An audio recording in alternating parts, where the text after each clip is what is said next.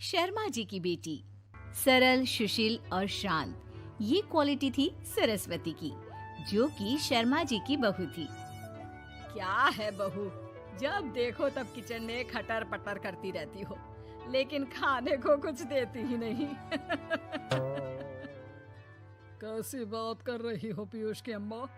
सुबह से 4 कप चाय, 2 बार नाश्ता और इतनी सारी बहू के हाथ की नमकीन तो खा चुकी हो, फिर भी ऐसा बोल रही हो? अरे कुछ तो डरो ऊपर वाले से। तभी वहाँ पीयूष आ जाता है।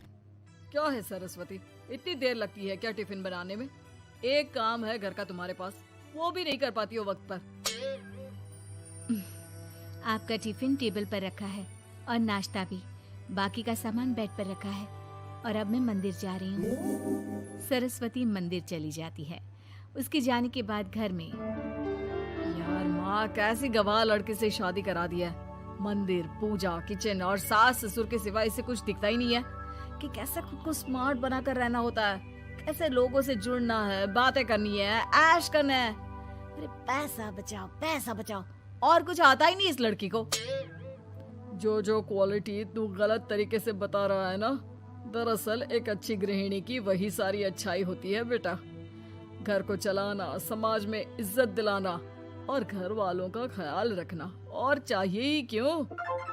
अरे क्यों नहीं चाहिए कुछ और? लड़की ऐसी होती है कि घर आए तो पूरा घर बदल कर रख दे, सभी को खुश रखे। लेकिन बहू के अंदर तो ये सारी क्वालिटी है ही नहीं। अरे खुश तो उन्हें रखा जाता है जो खुश रहना जानते हैं। तुम लोगों को तो कोई खुश नहीं कर सकता। पिताजी, अब आप ही लोग सोचिए, क्योंकि मैं किसी और से शादी करना चाहता हूँ। आप लोगों को बहू के साथ रहना है या मेरे साथ? क्योंकि मैं अब इसके साथ नहीं रह सकता।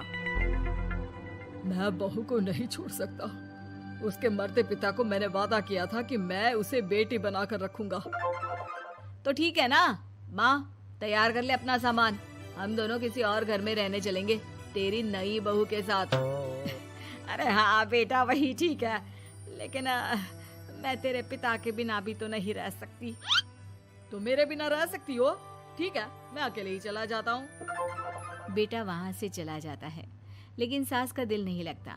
बहू मंदिर से भी हो आती है और फिर, माँ, पिताजी, खाना लग गया है, खा लीजिए। हाँ, तुझे बस आता ही क्या है, खाना बनाना और खाना खिलाना। अरे सुन, मेरे सारे कपड़े पैक कर दे। क्यों माँ जी, कहीं जा रही हैं क्या? हाँ बेटे, ये अपने बेटे के साथ रहने जा रही है, लेकिन घबरा मत, तेरा पिता तेरे साथ है। बहू समझ नहीं पाती कि उसके साथ हो क्या रहा है, लेकिन फिर ससुर उसे सारी बात बता देता है। बेटा, ये नई बहू कब आ रही है? मुझसे घर का काम नहीं होता। वैसे भी तेरी पहली निकम्मी बीवी ने मुझे किसी काम का नहीं छोड़ा। माँ वो बस आने ही वाली है, और हाँ माँ, उसके आगे ना थोड़ा स्टैंडर्ड से रहना, क्योंकि वो थोड़े बड़े घर की लड़की है। उसका एक स्वैग है, स्वैग। तभी वहाँ एक बहुत सुंदर सी लंबी सी लड़की आती है। हे पीयूष, भागकर कैब से मेरा सामान ले आओ, और हाँ प्लीज एसी ऑन करके जाना। रीमा, ये मेरी माँ है। तुम चाहती थी ना कि मेरी माँ हम लोगों के साथ रहे। हेलो आंटी जी, हम लोग ना जल्दी शादी कर लेंगे, फिर मेरी जैसी टॉप लड़की आपको अच्छी बोलेगी।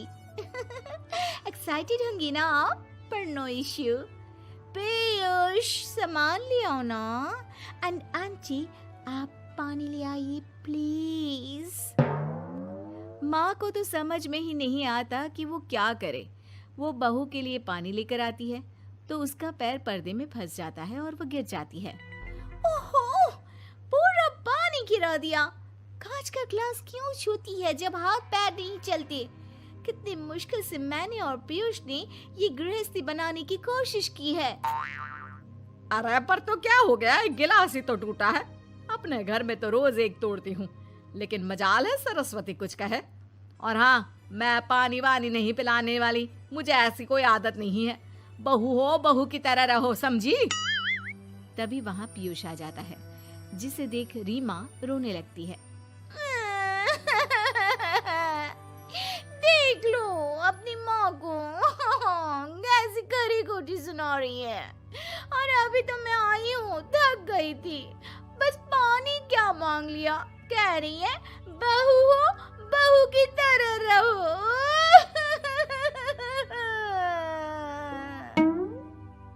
अरे यार माँ, समझा कर लाया था ना कि कैसे रहना है। माँ ऐसा करोगी तो मैं भी नहीं रख पाऊंगा तुमको हमारे साथ। वैसे भी आप ये समझो कि रीमा ने खुद कहा था कि माँ को साथ रखना। अरे हाँ हाँ बेटा, वो सिर्फ इसलिए कि मैं घर का सारा काम करूं, बैठे बैठे इस महारानी को खाना पानी दूं। वैसे भी मैं जा रही हूँ, मुझे तो इस लड़की की शक्ल भी अच्छी नहीं लग रही। मेरी सरस्वती के आगे तो ये कुछ भी नहीं है। निकलो निकलो यहाँ से। मैंने सोचा था बिना पैसे का नौकर मिल जाएगा, लेकिन नहीं। कुछ लोगों को आदत होती है फ्री की रोटी खाने की। निकलो यहाँ से। पीयूष, धक्के मार कर निकालो इस औरत को यहाँ से। अरे ये कैसी बात बोल रही हो रीमा? ये माँ है मेरी, माना थोड़ी जिद्दी है। अरे वाह बेटा वाह, अभी भी तुझे मेरी ही गलती दिख रही है ना? कोई बात नहीं। माँ वापस घर आ जाती है। बहू, मुझे माफ कर दे बेटा, वो तो शैतान का नानी है। माँ, मैं उनके बारे में कोई बात नहीं करना चाहती। ये मेरा मायका है। अब आप लोग मेरे माता पिता। मैं हमेशा यहीं रहकर आप लोगों की सेवा करूंगी। नहीं नहीं बेटा, हम करेंगे तेरी शादी किसी अच्छे लड़के से। अरे कोई जरूरत नहीं है, मैं देख कर आई हूँ जो हालत है ना पीयूष की, वहाँ नहीं टिकने वाला ज्यादा दिन। ना टिके वो उसकी मर्जी, लेकिन मेरी बेटी इतनी गई गुजरी नहीं है जो उसे कभी भी छोड़ो और कभी भी वापस आ जाओ तो वो तुम्हें अपना ले। अब ज्यादा ही हो रहा है आपका। माना मैंने गलत किया बहू के साथ, लेकिन वो उसका पति है। और फिर कहावत है ना, सुबह का भूला शाम को वापस आ जाए तो उसे भूला नहीं कहते। तभी वहाँ पीयूष आ जाता है। माँ, वो भूला आ गया, मुझे माफ कर दो। सरस्वती के जिस गुण को मैं सही नहीं मानता था, दरअसल जीवन को सही तरीके से जीने के लिए वही गुण होने चाहिए।